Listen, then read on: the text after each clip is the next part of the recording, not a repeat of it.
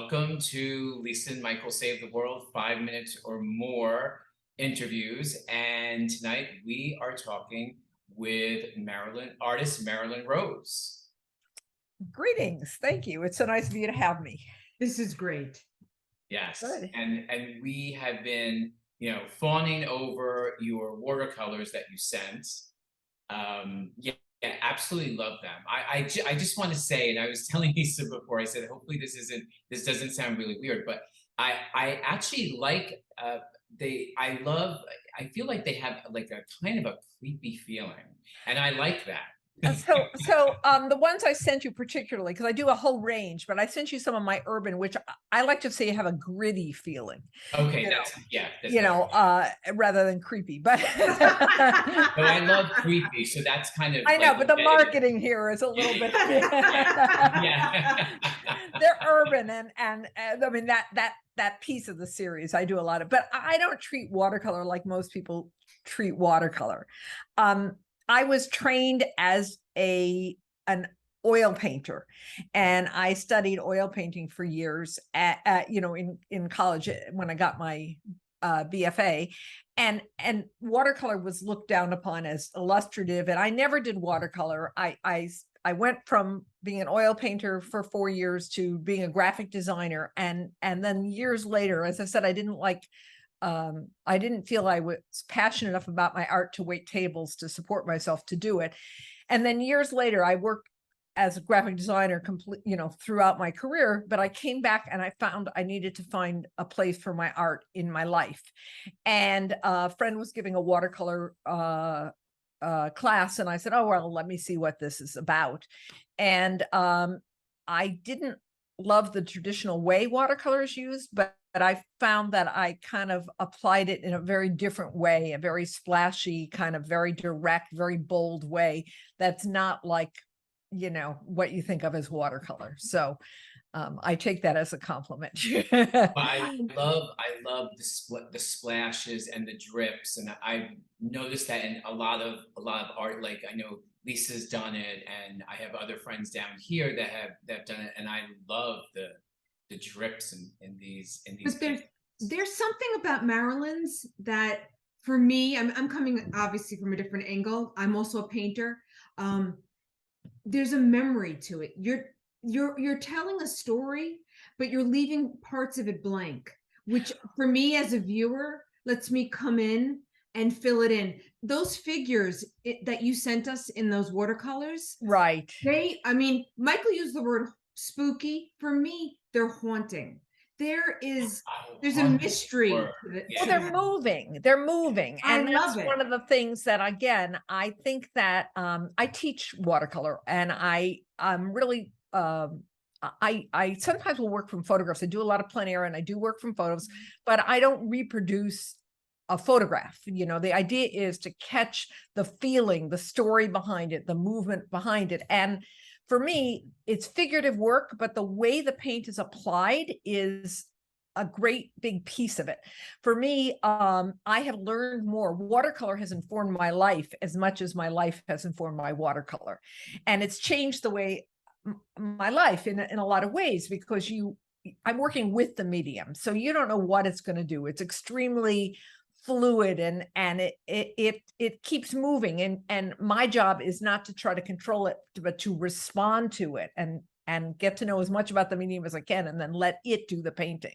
So a lot of times I'll sit back after a painting and I'll be exhausted, but like, did I do that, or did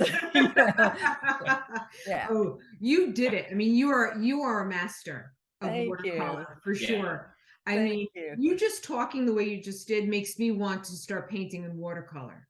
Oh, well, it's exciting to me. I mean, there's nothing, and that's why I love teaching so much, because so many people that take watercolor are used to doing kind of almost a step-by-step, or this is how to achieve the results. And what I like to do is I do a lot of planning in my paintings, but the end is see where it takes you, the journey. So that's what it's about.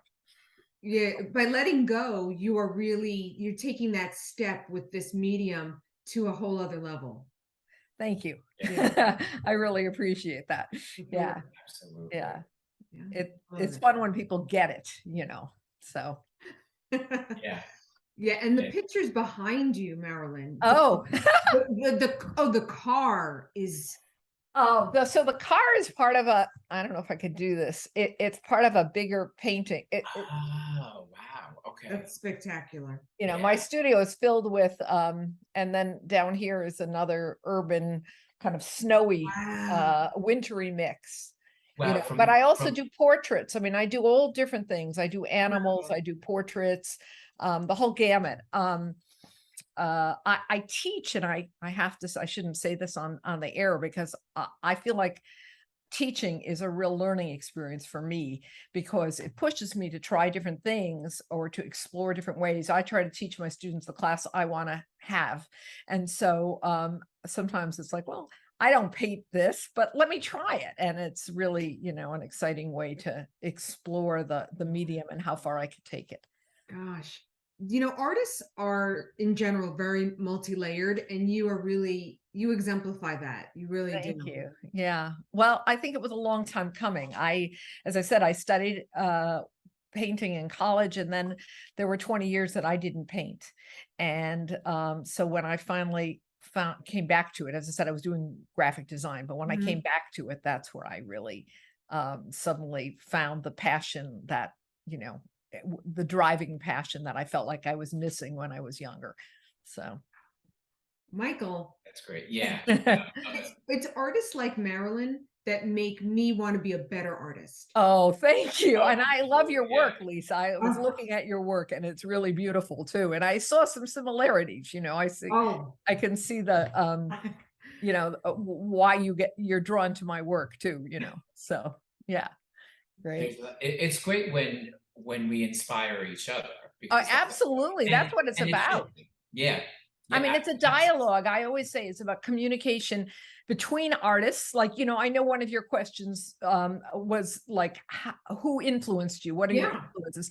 And I think that dialogue that happens in so many levels. Like when I was a kid, I would go to the Art Institute of Chicago. I'm from Chicago, and I take classes on a Saturday, and then I would get to go through the art. You know, we were in the bowels in the basement of the Art Institute, and go through the galleries. You know, and that's a dialogue with the classics. You know, with the artists of the ages. You know, and but then there's also the dialogue you have with contemporaries, and then the dialogue you have with your viewers, right? So you bring something, and it's really important to start to understand what your viewers take from your work, because that's not an easy you know, sometimes it's not intentional, and you have to be responsible for that, you know. Yeah. That's so true and so well said. Michael, I don't think Marilyn needs us. I think we should just let her talk and uh, Geez. so Well, we will have your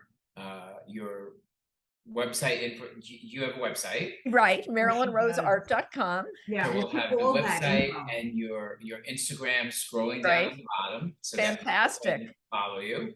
Great.